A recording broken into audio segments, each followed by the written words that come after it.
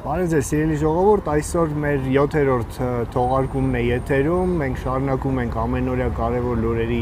հեռարձակումը եւ միանգամից ուզում եմ ասել, որ այսօր լուրերը շատ են, շատ կարևոր են, շատ ոգևորող են, հուսադրող են, այնպես որ զինվեք համբերությամբ, հենց այս պահից կարող եք սկսել կիսվել այս նյութով ձեր սոցիալական էջերում, ձեր մեկնաբանություններով, լայքերով օգնել մեզ տարածել այս նյութերը։ Նաև ասեմ, որ այն լուրերը, որ ես հաղորդում եմ, կամ գոնե դրանց մեծ մասի աղբյուրները, լուսանկարները եւ տեսանյութերը տեղադրված են իմ էջում, ցանկության դեպքում կարող եք մտնել եւ այնտեղ նայել, որտեվ քանի որ մեզ մոտ լայվ ձևաչափով է սա արվում, մենք հնարավորություն ունենք մոնտաժել եւ ձեզ այդ տեսանյութերը ցույց տալ։ Եվ այսպես 3 ԱՄՆ կոնգրեսի Թոմ Լանթոսի անվան մարդու իրավունքների հանձնաժողովում տեղի ունեցավ Լեռնային Ղարաբաղի բնակչության պաշտպանության հարցով լսումներ։ ԱՄՆ կոնգրեսում Լեռնային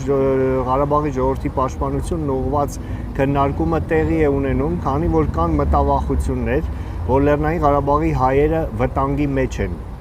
Այս մասին հայտարարել է կոնգրեսական Ջիմ Մակգովերը, որը ԱՄՆ կոնգրեսի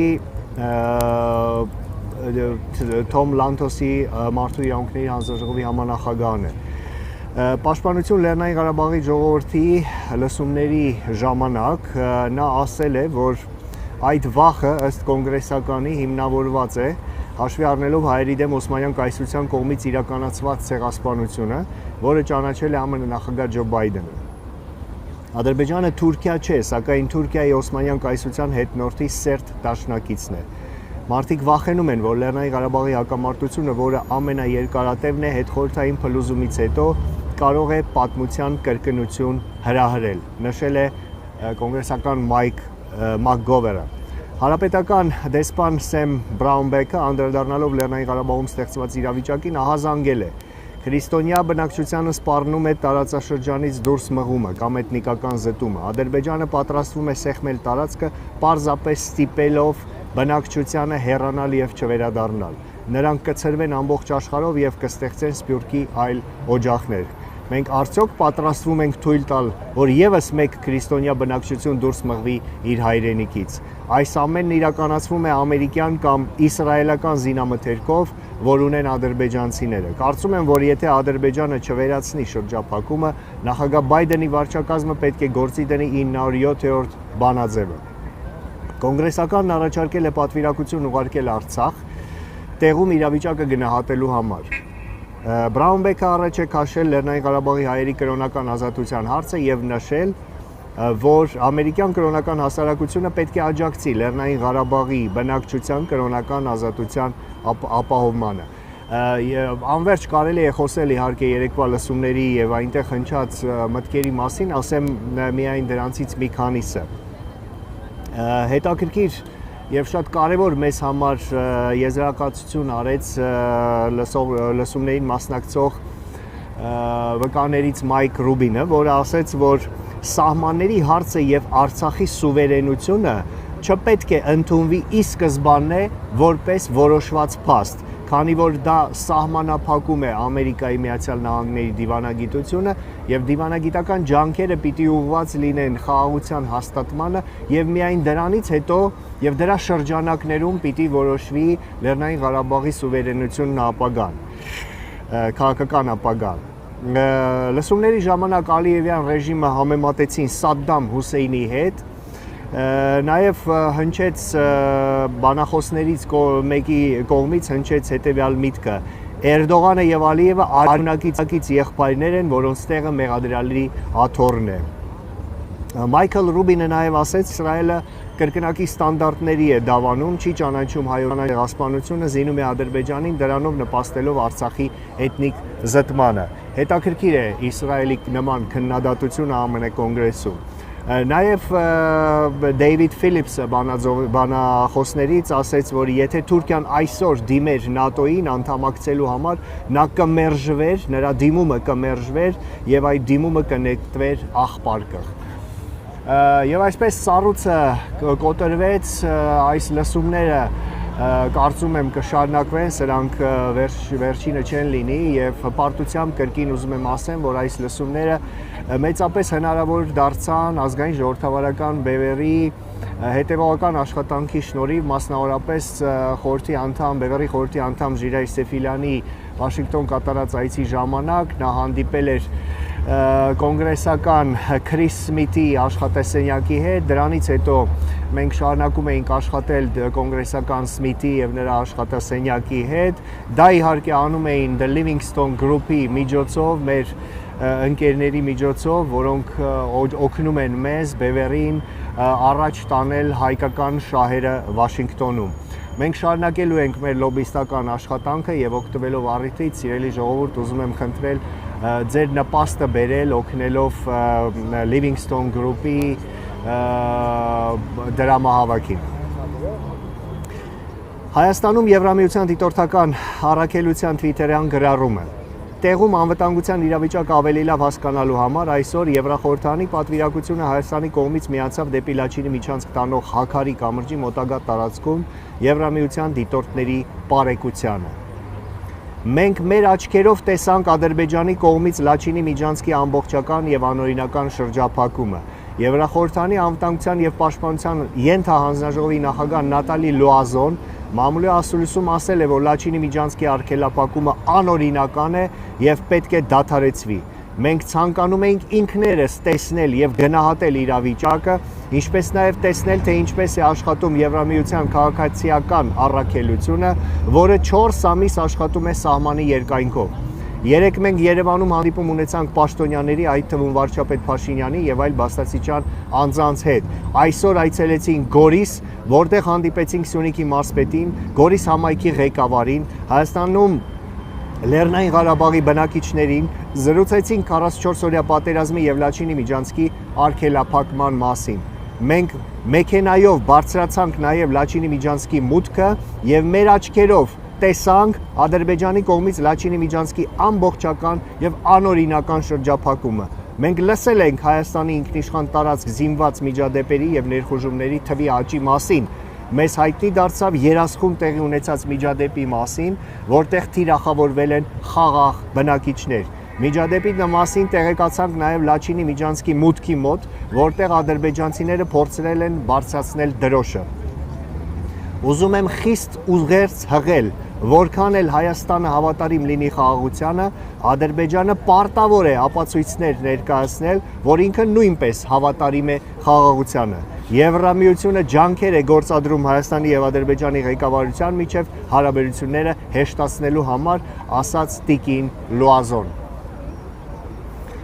Սիրելի ժողովուրդ, ԱՄՆ կոնգրեսի 54 ներկայացուցիչ նամակ է հղել պետքարտուղար Էնթոնի Բլինքենին, պահանջելով ԱՄՆ նախագահ Ջո Բայդենի վարչակազմից դադարեցնել ռազմական օգնությունը։ Այս մասին հաղորդագրություն է տարածել Ամերիկայի հայ դատի հանձնախումբը։ ԱՄՆ կոնգրեսի 54 ներկայացուցիչ կոնգրեսական Բարբարա Լիի գլխավորությամբ նամակ են հղել պետքարտուղար Էնթոնի Բլինքենին, պահանջելով Ջո Բայդենի վարչակազմից դադարեցնել ռազմական օգնությունը Ադրբեջանին եւ աջակցել Արցախին, հանդես գալով Ադրբեջանի կողմից Արցախի շրջափակման եւ հակահայկական ագրեսիայի դեմ։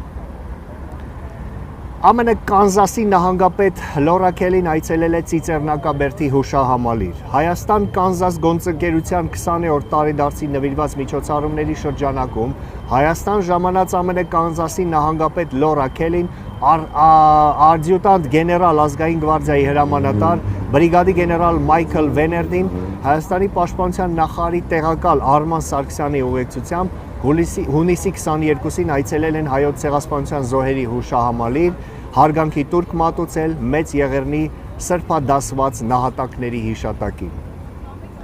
Ռուսաստանի արտգործնախարարության պաշտոնական ներկայացուցիչ Մարիա Զախարման անդրադարձել է Ադրբեջանի կողմից օկուպացված հայկական Շուշի քաղաքում Թուրքիայի հյուպատոսության հնարավոր բացման հարցին։ Նա այդ հարցը զգայուն է անվանել Հայաստանի համար, սակայն Զախարովայի խոսքով հյուպատոսական գրասենյակների բացման հարցը ցանկացած վայրում, մասնավորապես Շուշիում, երկկողմ հարաբերություններին, տվյալ դեպքում Ադրբեջանի եւ Թուրքիային վերաբերվող թեմա է։ Այսինքն որքան էլ որ այդ հարցը զգայուն է հայերի համար, Շուշիի հյուպատոսության բացումը վերաբերվում է միայն Թուրքիային եւ Ադրբեջանին։ Սա ասում է Ռուսաստանի արտգործնախարարության խոսնակը։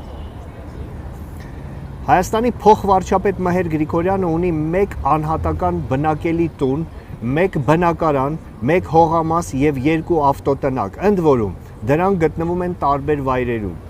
Հողամասն ու առանձնատունը աշտարակ քաղաքում են, իսկ մյուս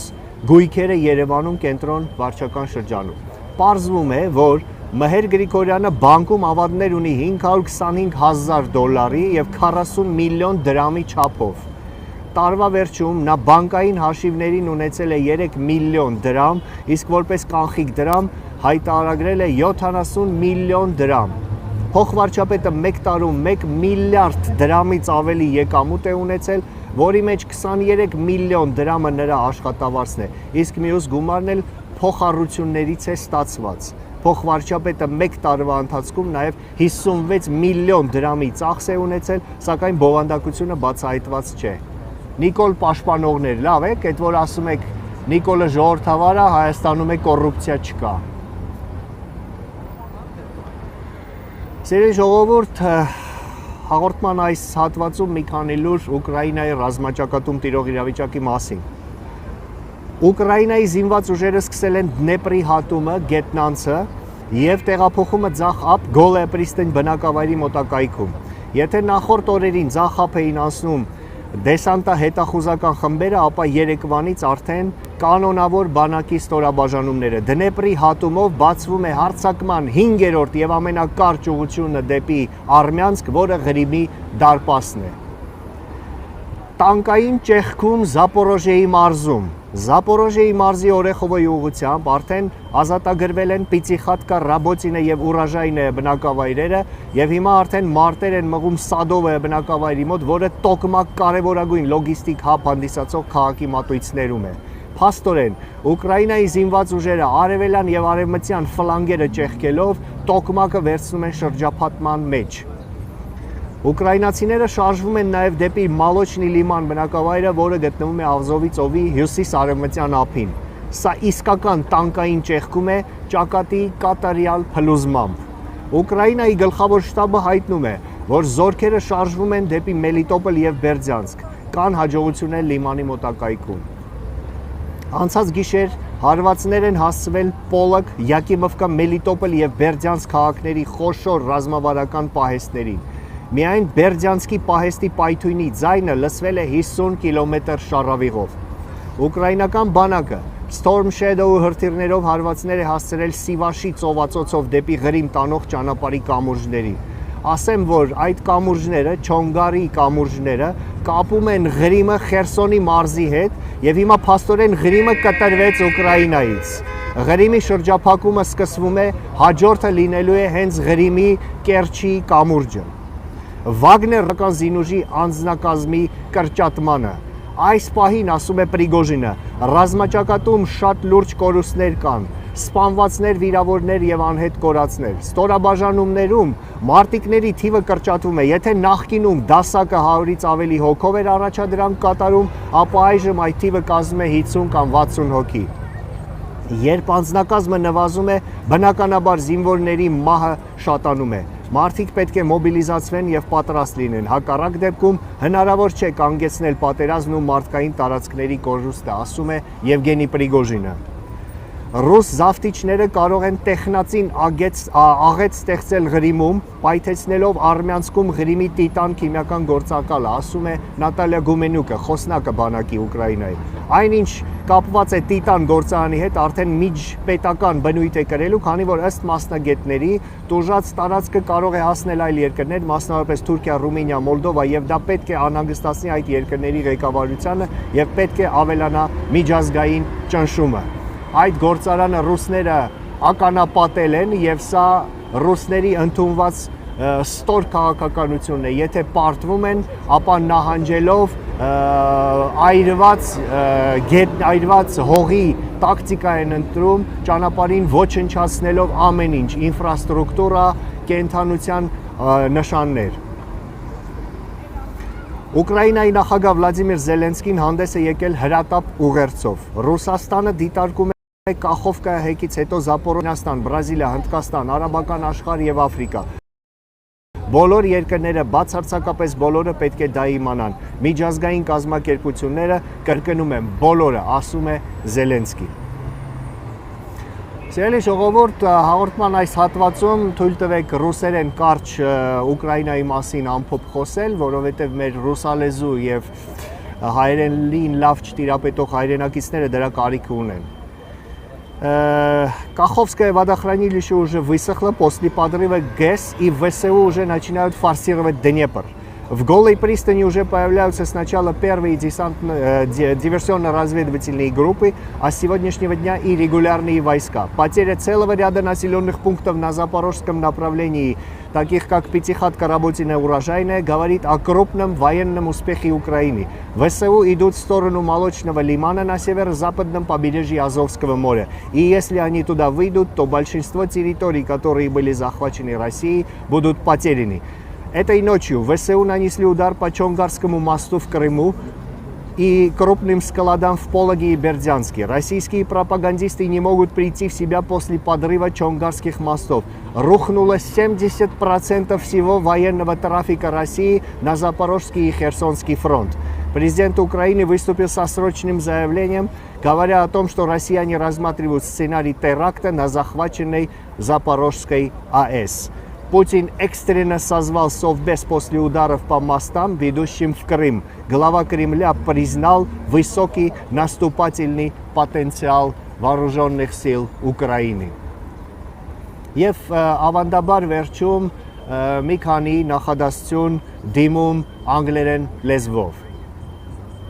Dear fellow Armenians, we are facing one of the most difficult and important challenges in the entire history of our nation and country. Emboldened by its victory in the latest war in Artsakh and supported by Russia and Turkey, the Aliyev regime continues its encroachment on Armenia's sovereign territory and hopes to force the puppet regime of Nikol Pashinyan to surrender additional Armenian lands and Armenia's interests to the enemy. I have no doubt that more than 200 years of Russian domination in the South Caucasus is coming to an end. Since the very first day of Russian presence in our region, the Russian Empire has pursued an expansionist policy. Nations and territories captured by Russia were just small bargaining chips for its dealings with other countries like Persian and Ottoman empires in the past, and Turkey, Azerbaijan, and others in the modern history. In fact, the Russian Empire never took into consideration the interests of the South Caucasus nations. The 2020 Nagorno-Karabakh war shook up the status quo. Russia tied Armenia's hands and allowed Azerbaijan and Turkey a victory on the battlefield. It even turned a blind eye to Turkey's deployment of thousands of Syrians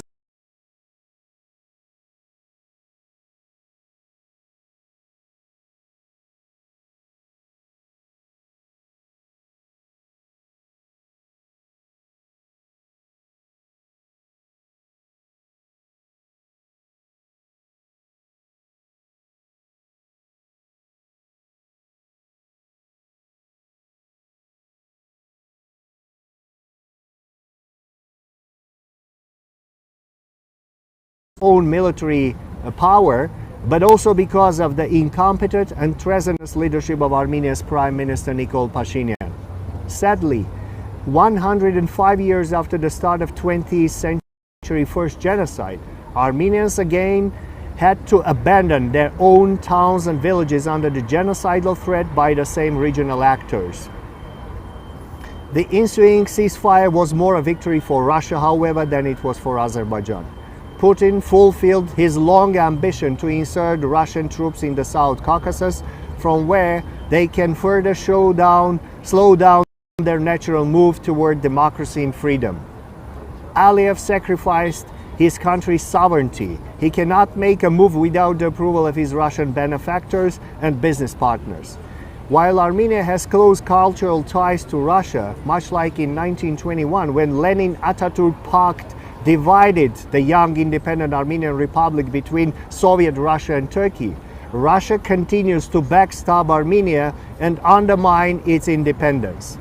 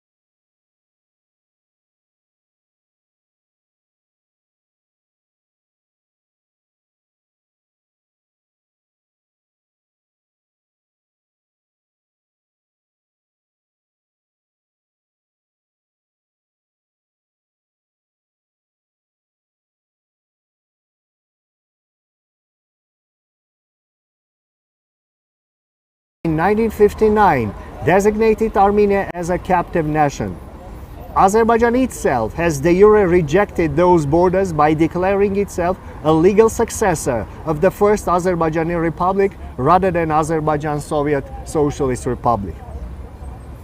The Commission for the Delimitation of the Boundaries of Armenia, which met in London as an official sidebar conference to the Paris Peace Conference, assigned Nagorno-Karabakh as well as large part of Lower Karabakh to be part of the Republic of Armenia. President Woodrow Wilson subsequently included the Commission's findings in his November 1920 arbitral award. This indicated official acceptance of the legality of Armenia's claims over the historic territory of Nagorno-Karabakh. Putin's policy is multi-pronged, however. By pressuring the Armenian leadership and servicemen to capitulate, the Kremlin has strong-armed Armenia into exclusive dependency on Russia and its security guarantor, so-called security guarantor against the victorious Turkish Azeri further threat. The Russians encourage new tensions on Armenia's border to force greater Armenian reliance on Russia. Putin has effectively co-opted Pashinyan, who became the toast of the West when he led a 2018 People's Revolution, to accept Russian forces while he ignored continued French offers military assistance. Russia's current military presence in Armenia was never meant to serve its declared objective of protecting its host from a Turkish aggression, and was a way for Russia to maintain its presence in a vital region. However, Armenia remains Russia's Achilles heel.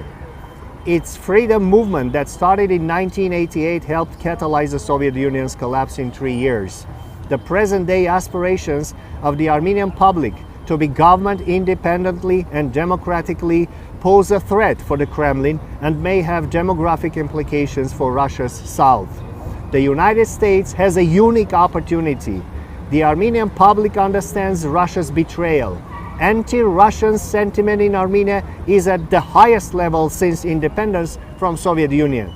The Kremlin also knows that the country is now a low-hanging fruit for the West. The United States has a choice. It can capitalize on the situation or remain passive and let Russia take over Armenia and subsequently Georgia.